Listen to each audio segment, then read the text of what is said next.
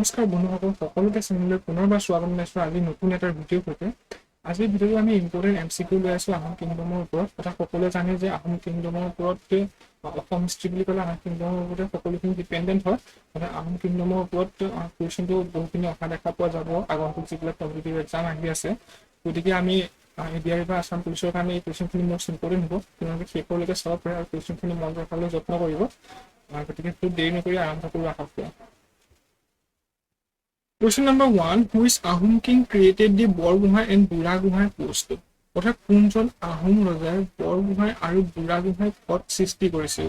Option A দি আছে চুহুংমুং, option B Sukaphaa, option C Pratap Singha and option D কি দিয়া আছে শুক্লেংমুং। এই ভিতৰত কোনটো কাৰেক্ট অপশ্যন হ'ব?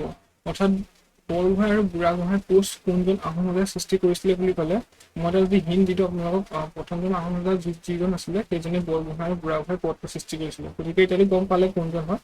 অপশ্যন বি অৰ্থাৎ চুকাফা ইজ কাৰেক্ট। চুকাফাই কি সৃষ্টি কৰিছিলে? বৰগোহাঁই আৰু বুঢ়াগোহাঁই নামে দুটা পদ সৃষ্টি কৰিছিলে। প্ৰথমজন আহোম ৰজা কোন আছিলে? Sukaphaa. Question number 2, which Ahom king is known as Dihingia ৰজা? অৰ্থাৎ কোনজন আহোম ৰজাক দিহিঙীয়া ৰজা বুলি কোৱা হয়? আমি আগৰ অপশ্যন পাই আছো, যদি আপোনালোকে মন দিছে গম পাব।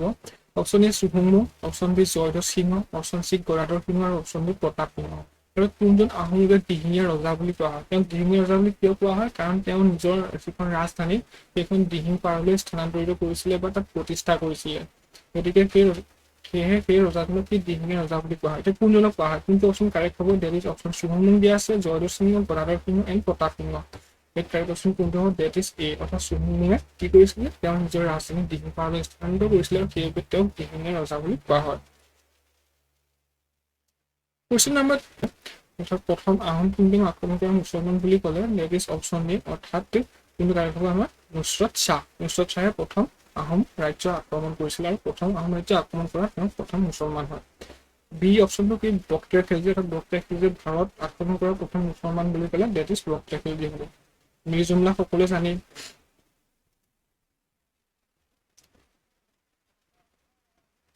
Question number 4, which Ahom king created the post Borphukan and অৰ্থাৎ এইবাৰ আহিলে কি বৰফুকন এণ্ড বৰবৰুৱা। বৰফুকন আৰু বৰবৰুৱা এই দুটা পদ কোনজন আহোম ৰজাই সৃষ্টি কৰিছিলে? অপশ্যন এ দি আছে Pratap Singha, option B Shiva Singha, option D Pramatta Singha, option D Chakradev Singha. Which will be correct? অৰ্থাৎ পোষ্ট বৰফুকন আৰু বৰবৰুৱাৰ কথা ক'লে কোনজন আহোম ৰজাই সৃষ্টি কৰিছিলে বুলি ক'লে কোনটো কাৰেক্ট হ'ব?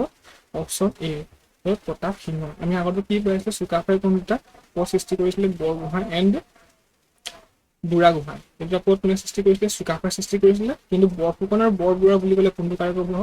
ডেট ইজ প্ৰতাপ সিংহ। প্ৰতাপ সিংহ সৃষ্টি কৰিছিলে। Question number 5, select the incorrect option regarding Battle of Saraighat. অৰ্থাৎ বেটেল অফ শৰাইঘাটৰ সম্পৰ্কত এই তলত দিয়া তিনিটা অপশ্যনৰ ভিতৰত কোনটো ইনকাৰেক্ট?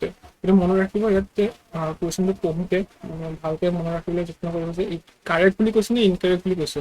কিছুমান কুৱেশ্যনে এনেকৈ খেলি মেলি হোৱা দেখা যায়। গতিকে কুৱেশ্যনটো পঢ়োঁতে ভালদৰে পঢ়িব লাগে। ইনকাৰেক্ট বুলি কৈছে, গতিকে ইয়াত পইণ্ট নাম্বাৰ 1 দিয়া আছে বেটেল অফ শৰাইঘাট ইন 1671 অৰ্থাৎ 1671 চনত শৰাইঘাটৰ যুদ্ধ হৈছিল। সেইটো শুদ্ধ নে অশুদ্ধ? আৰু ছেকেণ্ড পইণ্টটো দিয়া আছে battle of Saraighat during Udayaditya Singha. Battle of Saraighat কাৰ দিনত হৈছিলে বুলি কৈছে? ডেট ইজ উদয়াদিত্য সিংহৰ দিনত হৈছিলে বুলি কৈছে। তাৰপৰা পইণ্ট নাম্বাৰ 3 দিয়া আছে during the battle of Saraighat the general of Mughal was Mir Jumla. Battle of শৰাইঘাটৰ সময়ত জেনেৰেল কোন আছিলে বুলি কৈছে? মিৰ জুমলা আছিলে বুলি কৈছে। গতিকে অপশ্যন কোনটো কাৰেক্ট হ'ব? এইটো অপশ্যন কোনটো কাৰেক্ট হ'ব বুলি ক'লে ডেট ইজ কাৰেক্ট মানে অৰ্থাৎ ইনকাৰেক্ট সুধিছে। ইনকাৰেক্ট কোনটো হ'ব? এই তিনিটা পইণ্টৰ ভিতৰত কোনটো হ'ব? During the battle of Saraighat general of Mughal was Mir Jumla. Mir Jumla আছিলে জানো জেনেৰেল? মিৰ জুমলাটো নাছিলে মোগলৰ ফালৰ পৰা। গতিকে অপশ্যন 3 ইজ কাৰেক্ট হ'ব।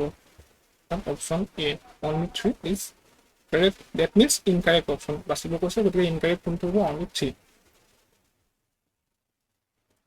Question number 6, Dhodor Ali constructed by Dhodor Ali নিৰ্মাণ কৰিছিল। অপশ্যন ডি আছে Rajeswar Singha, option B Rudra Singha, option C Gadadhar Singha, option D Shiva Singha. This will be correct. দhodor Ali কোনে কনষ্ট্ৰাক্ট কৰিছিলে বুলি ক'লে কাৰেক্ট অপশ্যন কোনটো হ'ব? গদাধৰ সিংহ। গদাধৰ সিংহে dhodor Ali কনষ্ট্ৰাক্ট কৰিছিলে। Question number 7, second Moamoria rebellion took place during reign of দ্বিতীয় মোৱামৰীয়া বিদ্ৰোহ সংঘটিত হৈছিল কাৰ ৰাজত্ব কালত? আহোম ৰজা কোনজন আছিল যে যাৰ ৰাজত্বকালত দ্বিতীয় মোৱামৰীয়া বিদ্ৰোহ সংঘটিত হৈছিল? অপশ্যন এ টি আছে কমলেশ্বৰ সিংহ, স্পেলিংটো ভুল হ'ল বাৰু টাইপ কৰোঁতে, B Gaurinath Singha, C Chandrakanta Singha, and D Shiva Singha. Which will be correct? Correct option কোনটো হ'ব? দ্বিতীয় যিটো মোৱামৰীয়া ৰেভিলিয়ন কিমান চনত হৈছিল বুলি ক'লে 1782 চনত হৈছিলে। গতিকে 1782 চনত আহোম ৰজা কোনজন আছিলে? আহোম ৰজা কোনজন আছিল বুলি ক'লে ডেট ইজ গৌৰীনাথ সিংহ। তাৰ গৌৰীনাথ সিংহৰ দিনত ছেকেণ্ড মোৱামৰীয়া ৰেভিলিয়ন টুক প্লেচ। আৰু দ্বিতীয় মোৱামৰীয়া বিদ্ৰোহ কাৰ দিনত সংঘটিত হৈছিল বুলি ক'লে that is Gaurinath Singha. Question number 8. Who was the youngest Ahom king in Ahom dynasty? Ahom বংশৰ আটাইতকৈ কম বয়সীয়া আহোম ৰজা কোন আছিল? আহোম বংশৰ আটাইতকৈ কম বয়সীয়া আহোম ৰজা বুলি ক'লে ইয়াত অপশ্যন দিয়া আছে প্ৰতাপ সিংহ, লক্ষ্মী সিংহ, কমলেশ্বৰ সিংহ, এণ্ড চুলিপ্পা আৰু লৰা ৰজা। লৰা ৰজা আমি সকলোৱে কিমান বছৰ বয়সতে ৰজা হৈছিল বুলি ক'লে 12 বছৰ বয়সতে তেওঁ ৰজা হৈছিলে। ইয়াত কমলেশ্বৰ সিংহ আছে, লক্ষ্মী সিংহ আৰু প্ৰতাপ সিংহ। কাৰেক্ট একেবাৰে য়ংগেষ্ট আহোম কিং বুলি ক'লে কিন্তু লৰা ৰজা নহয়। কোনজন হ'ব? ডেট ইজ চি অৰ্থাৎ কমলেশ্বৰ সিংহ। তেওঁ কিমান বছৰত ৰজা? 2 বছৰতে তেওঁ ৰজাপতি দিয়া হৈছিল। গতিকে য়ংগেষ্ট আহোম কিং বুলি ক'লে that is Kamaleswar Singha. Question number 9. First Burmese invasion took place during the reign of Ahom king. Option A Chandrakanta Singha, option B Lakshmi Singha, option C Purandar Singha আৰু অপশ্যন ডি কমলেশ্বৰ সিংহ। অৰ্থাৎ প্ৰথম যিটো বাৰ্মিজ ইনভাজন মানসকলৰ অসম আক্ৰমণ মানসকলৰ অসম আক্ৰমণ আছিল, তাত এনেকৈ ক'ব পাৰিছে মানসকলে আহোমসকলৰ আক্ৰমণ চলাইছিল। ছেকেণ্ড অৰ্থাৎ ফাৰ্ষ্ট যিটো বাৰ্মিজ ইনভাজন সেইটো কোনজন ৰজাৰ দিনত হৈছিল বুলি ক'লে next option A Chandrakanta, Lakshmi Singha, Purandar Singha, Kamaleswar Singha. কোনটো কাৰেক্ট হ'ব? That is B. আমি আগতে অলৰেডি পঢ়ি আছো যে কাৰ দিনত ছেকেণ্ড বাৰ্মিজ ইনভাজন হৈছিলে বুলি ক'লে that is Gaurinath Singha. First Burmese invasion কাৰ দিনত হৈছিল বুলি ক'লে লক্ষ্মী সিংহ। Question number 10. Select the incorrect statement about ৰুদ্ৰ সিংহ। ইয়াত কুৱেশ্যনটো পঢ়োঁতে ভালকৈ পঢ়িব লাগে যাতে কাৰেক্ট কৰিছে নে ইনকাৰেক্ট কৰিছে। পইণ্ট 4টা দিয়া আছে, 4টাৰ ভিতৰত কোনটো ইনকাৰেক্ট পইণ্ট হ'ব। এনেকুৱা কুৱেশ্যনবিলাক অহা দেখা পোৱা যাব। এইবাৰ ADRE যিটো অলপ টাফ হ'ব, এক্সামটো অলপ টাফ কৰিব গৈ আছে। এনেকৈ ষ্টেটমেণ্ট বেছ কুৱেশ্যন অহা দেখা পোৱা যাব। গতিকে আপোনালোকে সকলোৱে ষ্টেটমেণ্ট বেছ কুৱেশ্যনবিলাক প্ৰেক্টিছ কৰিবলৈ যত্ন কৰক যাতে কমপ্লিট কৰিব পাৰে। ষ্টেটমেণ্ট বেছ কুৱেশ্যনবিলাক কমপ্লিট কৰিবলৈ হ'লে কি কৰিব লাগিব? আপোনালোকে কনচেপ্টবিলাক বুজিব লাগিব। তাৰ এটা কাহিনীৰ লগত এটা কাহিনী ৰিলেট কৰিব পাৰিব লাগিব, তেতিয়াহে ষ্টেটমেণ্ট বেছ কুৱেশ্যনবিলাক কৰিব পাৰিব। গতিকে ইয়াতনো কি দি আছে পইণ্টকেইটা চাওঁ আহক। পইণ্ট 1 দি আছে হি শিফটেড কেপিটেল ইনটু ৰংপুৰ। অৰ্থাৎ তেওঁ ৰাজধানী ৰংপুৰলৈ স্থানান্তৰ কৰিছিল। এইটো শুদ্ধ নে অশুদ্ধ? অভিয়াছলি এইটো হয়, কাৰণ আমাক কি কৈছে ৰুদ্ৰ সিংহৰ ওপৰত ষ্টেটমেণ্টকেইটা দিয়া হৈছিল। গতিকে he shifted capital into Rangpur, that is correct.